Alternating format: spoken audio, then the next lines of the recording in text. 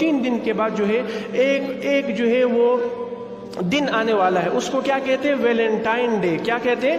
Valentine day. اب اس دن میں کیا ہوتا ہے اور یہ دن آیا کس کے پاس سے، اور مسلمان غیروں کی تہذیب کو کس انداز میں لے رہے ہیں، اس چیز پر آپ نے تھوڑا سا دیکھنا ہے۔ سب سے پہلی بات یہ ہے کہ یہ فحاشی ڈے ہے، یہ زنا کا ڈے ہے، یہ کوئی اسلامی جو ہے تعلیمات جو ہے اس کے ساتھ وابستہ نہیں ہے، یہ مسلمانوں کے جو ہے وہ دین کا حصہ نہیں ہے۔ آیا کہاں سے ہے؟ اور اس بارے میں ہم نے دیکھنا ہے کہ اس میں کیا ہوتا ہے۔ بھئی ایک لڑکا ایک لڑکی جو اجنبی ہوتے ہیں، جن کا آپس میں کوئی تعلق نہیں، کوئی رشتہ نہیں، نہ بہن بھائی کا، نہ جو ہے وہ میاں بیوی کا، نہ ماں اور بیٹے کا، اور وہ ناجائز رشتے کو سامنے رکھنے کے لیے کیا کرتے ہیں؟ ایک دوسرے کو پھول پیش کرتے ہیں۔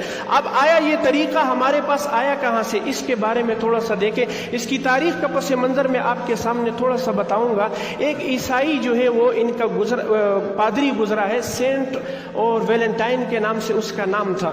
اب ان کے ہاں یہ ہے، عیسائیوں کے ہاں، کہ عیسائیوں کے جو پادری ہوتے ہیں، جیسے مذہبی پیشوا ہوتے ہیں، ہمارے ہاں علماء ہیں دین کے، اور ان کے ہاں جو ان کے پادری ہوتے ہیں وہ نکاح نہیں کرتے، اور وہاں پر جو ان کی نرس ہوتی ہے عورتوں کی شکل میں، جنہیں ننس کہا جاتا ہے، ان کو مریم صفت سمجھتے ہیں کہ یہ نکاح نہیں ہے۔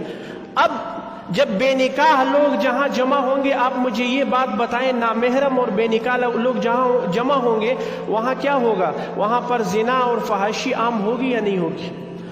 کسی مذہب کے اندر، دنیا کے کسی اسلامی اور کسی آسمانی مذہب کے اندر نہ زنا حرام ہے، نہ سود حلال ہے، اور یعنی ہر مذہب کے اندر زنا بھی حرام، سود بھی حرام، فحاشی بھی حرام۔ لیکن اس جو ہے پادری جو سینٹ ویلنٹائن کے نام سے اس کا نام تھا، اس نے کیا کیا؟ اس نے اس چرچ کے اندر پناہ لے لی۔ اب وہ عبادت گاہ کم تھی اور زنا خانہ زیادہ بن گیا۔ اب جب باہر کے جو نوجوان اور لڑکے اور لڑکیاں گھروں سے بھاگ کر آتے تو وہ اس کو پناہ دیتا اسی چرچ کے اندر۔ وہ چرچ کے اندر پھر جو ہے وہ زنا کی جو ہے ان کے ہاں ہوتا، وہ سارا کچھ وہ کرتا۔ اب کیا ہوا اس سینٹ، کیونکہ شیطان تو ہر آدمی کے پاس لگا ہوا ہے نا، شیطان نے تو یہاں تک کہا تھا کہ اگر حسن بصری اور رابعہ بصری کو تنہائی میں بیٹھا دو، میں ان سے بھی زنا کروا لوں گا۔ اس لیے شیطان کے پاس بڑی طاقت ہے۔ تو سینٹ ویلنٹائن نے کیا کیا؟ جو وہاں کا بادشاہ تھا، جو اس کی بیٹی کے ساتھ کیا کر لیا؟ زنا کر لیا۔ جب زنا کر لیا تو زنا کرنے کے بعد بادشاہ نے اس کو کیا کر دیا؟ اسی 14 فروری کے دن اس کو تختے دار پہ لٹکا دیا۔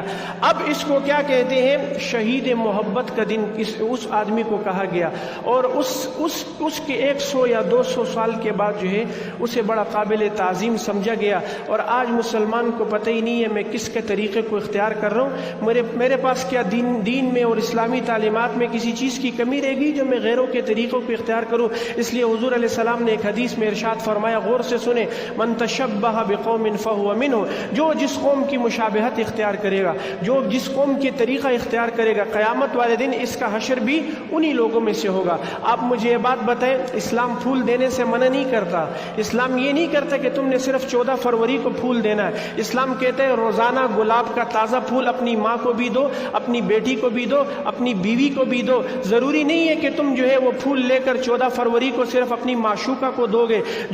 جس کا تمہارے ساتھ جو رشتہ ہے وہ حرام کا ہے، حلال کا رشتہ نہیں ہے۔ اسلام کہتے ہیں روزانہ دو، تازہ پھول لا کے اپنی ماں کو بھی دو، بہن کو بھی دو، بیٹی کو بھی دو، پھوپھی کو بھی دو، خالہ کو بھی دو۔ کیوں؟